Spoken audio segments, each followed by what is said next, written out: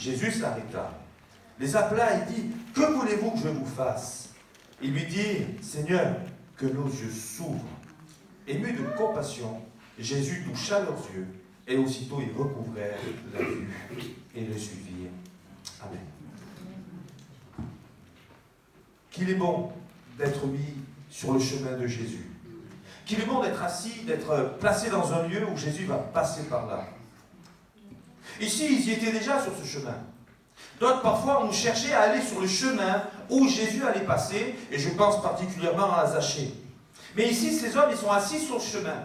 Il y a une foule qui passe par là, ils sont touchés dans leur cœur, et ils se disent, mais c'est qui vient? Et quand ils comprennent que c'est Jésus, ils se mettent à crier, Seigneur, Jésus, fils de David, aie pitié de nous, des aveugles. Lorsqu'on lit la parole de Dieu, on comprend que celui qui n'est pas né d'en haut, celui qui n'a pas découvert Jésus, qui n'a pas rencontré, au niveau spirituel, il est aveugle.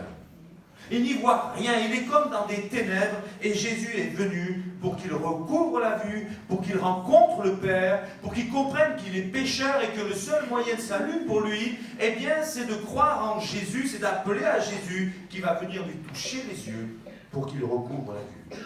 Non seulement ils sont aveugles, mais ils sont mendiants. L'humanité n'était pas mendiante, mendiante de bonheur. Qui me donnera un peu de bonheur? Du LSD? Un peu d'alcool? Un peu d'amour? Qui me donnera le vrai bonheur? Ici, on comprend que ces gens qui avaient l'habitude de mendier, ils vont découvrir le remède à leur problématique, la cécité, c'est Jésus-Christ, le Fils de Dieu, qui est le Sauveur du monde. Alors peut-être que ce matin, il y a quelqu'un parmi nous qui est là, qui se dit peut-être croyant depuis de longues dates, mais qui au fond de lui est comme dans des ténèbres. Eh bien Jésus est prêt ce matin à poser tes mains sur tes yeux, à poser ses mains sur tes yeux et à te dire, recouvre la vue. Ils n'en sont pas restés là. Une fois qu'ils ont recouvré la vue, ils se sont mis à le suivre. Avoir Jésus comme sauveur n'est pas suffisant.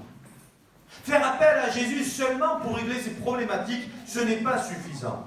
Jésus, ce n'est pas Madame Irma. Jésus, ce n'est pas un médium, ce n'est pas un vendeur de potions. Jésus, c'est le Fils de Dieu, le Sauveur du monde.